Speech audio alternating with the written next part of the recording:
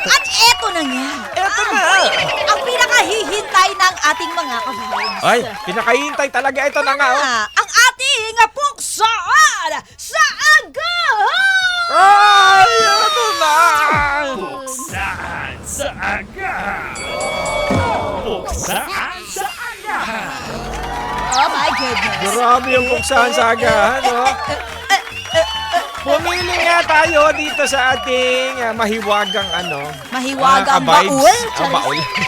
Sino ba yan? Sino yung napili mo, Mama Mia? Eto na nga. Napisil na ni Oo, Mama Mia. napisil? Ay, napisil. Ano yan? Masil. Oo, eto na nga si Rosa ng Santa Rosa. Si Rosa ng Santa Rosa, kilala ko yan. Ganyan talaga siya. Ah, talaga ba? Oo, maganda lang talaga.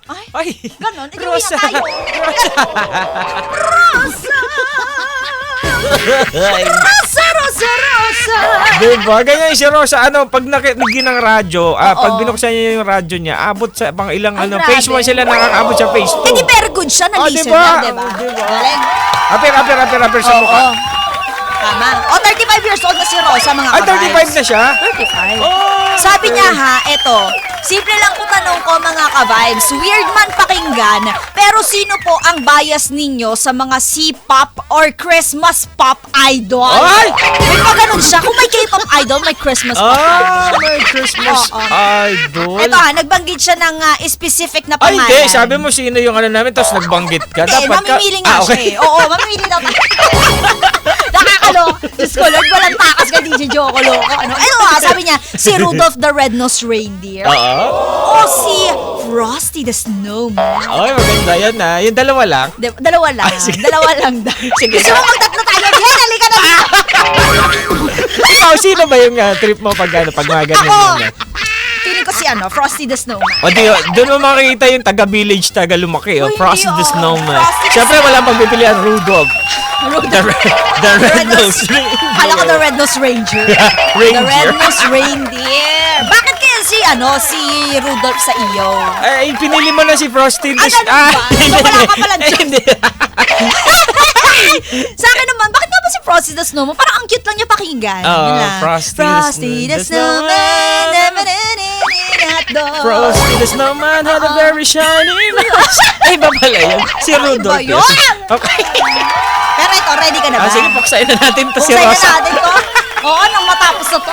Rosa, are you Rosa, ready? handa ka na ba? Handa ka na ba? Yo, come on, let's go. Triple H moves. Galaw, ano yung mga galawan ni Mama Mia? Let's go. Let's 1, 2, 3, 4. Puksaan sa agahan, kakaibang daldalan, hindi mapipigilan. Joko Mia ang pangalan, isabay sa umagahan. Halina't pag-usapan, sa radyo ay pakinggan. Ngayon mo malalaman ang tanong sa puksaan. Si Rosa ng Santa Rosa, ang tanong Sabi niya, niyo, si Rudolph o si Frosty the Snowman. Let's go, Mama Mia. Let's go. Anong say mo? Let's go. Christmas idol ang pag-uusapan. Rudolph laban kay Frosty the Snowman. Rudolph sa Norfolk ka na lang.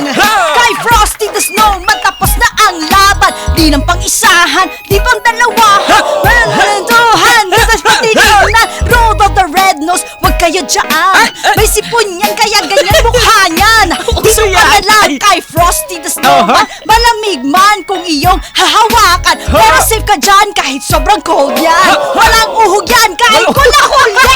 Siniraan mo si Rudolph, ha? Hey! Diba? Oh, ikaw naman, Joko Loco, sinong bet mo dyan? Dahil siniraan mo si Rudolph. Di ba? Eto na nga, nandito na si Rosa ng Santa Rosa. Ang tanong niya sa amin kung si Frosty the Snowman ba o si Rudolph ba? Well, eto na. Para sa akin, Mama Mia, at ikaw, Rosa, makinig ka. Siyempre, doon ako kay Rudolph the Red-Nosed Reindeer. Kahit na may shiny nose ay nasa history. Bukod sa mas kilala siya and the place to be. Ngayong Pasko, baka makita mo siya sa tabi. Kasama niya si Santa, hawak ang regalo mo, B. Have you ever saw, you will never say it, Bill. Tapos na namin! Grabe naman yan, B. Hindi ba baka naman kasi dala niya talaga regalo niya. Break it down, yo! Break it down! Break it down, yo! Break it down, yo! Break it down, yo! Rudolph laban kay Frosty the Snowman, yo! Eh, syempre, Rudolph ka na nga, B. Baka hawak niya ang regalo mo, B. Tama to! Oh, wait tayo! Yung baka no, pag binawa. Hingal para umakit ng Nakatingin ako dito sa bintana. Abay, nakatulala na po yung isa sa ating mga listener. Si Kuya Ian nag-usap. Dami yung ano. Kaya pala pinili ko si Rudolph kasi parang ano yun, yung ilong ko papula na din eh. Oo, alam mo, yan na pala kung bakit ayoko kay Rudolph. Bakit? Ang pula-pula ng ilong niya. Oh, it's so maganda ka. Ay, so ew. Ano meron sa kanya? Oh, meron siyang sipon. Meron siya, di ba? Hindi, siguro, di ba sa si Rudolph, yung, pero tingnan mo naman, Rudolph, di ba na nasa history talaga yung ano niya. Tapos kasama niya si Santa. Papunta ka na ba sa ilong ni Rudolph? Excuse me, Pao! Ay, naku naman talaga. Kanina pa ako nauubo nung nagrarap ako. Ay, kanina pa. Ako nga din, actually. Alam mo yun, nakakati yung ilong ko. Sabi ko, wow, ako na ba ito nirarap ko si Rudolph? Ganun yun. Kakaloka. Pero ayan na nga, at least binuksan natin ang katanungan ni Rosa ng Santa Rosa. Oo, yung wala mong kwentang katanungan, binigyan namin ng masaya at walang kwentang kasagutan. Pero pagka ganun usapan kasi pag sinabi nung Frosty the Snowman and Rudolph, talaga namang mapapag-good vibes ka kasi Christmas na, di ba? Oo. Pero hindi talaga ako kay Rudolph kasi mukha siyang may sakit. Oo, hindi nag-vitamins naman siya ngayon. Bakit ganun? Mapula pa rin yung ilong niya? Oo, ganun talaga. Sabi niya, hindi siya makikilala kapag ano. Talaga ba? May isa pa nga silang kasama dyan, si Olaf. Yun nga, si Frosty the Snowman nga, yun eh. Oo nga. Olaf, the other reindeer. Uy, Snowman si Olaf. Ay, Snowman. Okay, mali yung lyrics ng kanta. Olaf, the other reindeer.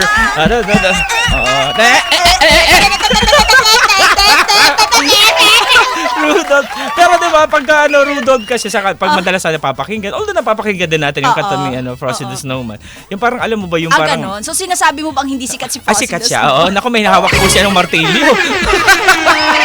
Ay, Hindi na ako. Bigla, ayaw nga, tama ka pala. Gano'n, bilis ka usap. Okay, talin mo dyan, piliin mo. Ang importante dyan, hindi mo makakalimutan yung diwa ng Pasko, di ba? Tapos maging magbigay ng kasiyahan, at magbigay ng mga makabuluhang bagay na mapapakinabangan ng kapwa-tao. Dito lang po yan. Ito po ang programa natin dito sa DCMM. Oo, pero ka-vibes, diba? Nasa sa inyo naman yan. Yung iba, na-happy sila kapag naririnig nila yung mga kanta tungkol kay Santa. Pero yung iba naman, gusto talaga nila na bigyang pansin o bigyan talaga ng emphasis ang kapanganakan talaga ni Papa Jesus niya. Tama. Tama.